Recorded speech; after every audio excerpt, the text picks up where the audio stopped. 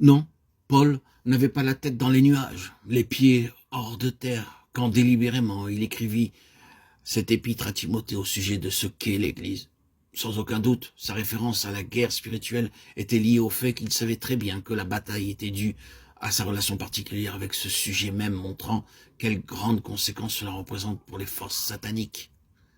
C'est impressionnant de constater combien toute prise de position en faveur d'une véritable expression du corps de Christ est accompagnée de plus d'antagonisme que toute autre chose. S'il s'agit d'une congrégation, c'est-à-dire un nombre de chrétiens différents venant à un lieu donné pour un culte public sans aucune vie d'église corporative ni aucun ordre divin, ou s'il s'agit d'une salle, d'une mission utilisée principalement pour prêcher l'évangile aux perdus, ou encore s'il s'agit d'un centre de prédication où les gens vont pour écouter un prédicateur bien connu, toutes ces choses se poursuivront d'une manière tranquille avec peu d'opposition, provenant de l'intérieur ou de l'extérieur. Mais qu'il y ait un mouvement en direction d'une réelle expression corporative, d'un témoignage constitué du Saint-Esprit au Christ corporatif, alors la bataille est engagée et tout sera essayé pour mettre cela en morceaux, pour le discréditer, ou en quelque manière pour annuler ce témoignage-là. Le livre de Néhémie est une très bonne illustration de cette hostilité aux aspects multiples.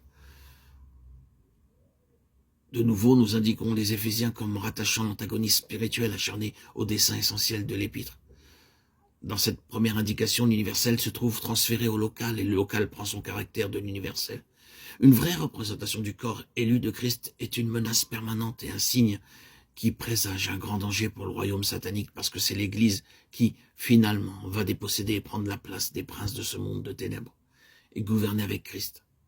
Plaise à Dieu que le peuple de Dieu considère toutes leurs divisions et tous leurs troubles internes à cette lumière, au lieu de toujours les attribuer à des causes secondaires. C'est la première implication du fait que Paul transmet aux églises locales toute l'immense révélation du mystère. Il y a plusieurs autres traits caractéristiques et facteurs dans cette épître qui ont des portées tellement immenses.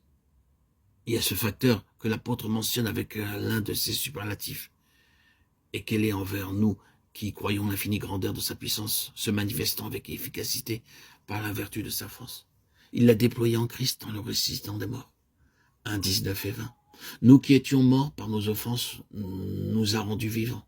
2, 1. L'Église représentée localement doit être et doit incarner le témoignage rendu à la puissance de sa résurrection. Elle doit, dans son histoire et son expérience constante, comme étant plus que de la doctrine, déclarer que Christ est ressuscité. L'impression donnée de façon essentielle doit être celle de la vie. Le témoignage doit être celui-là.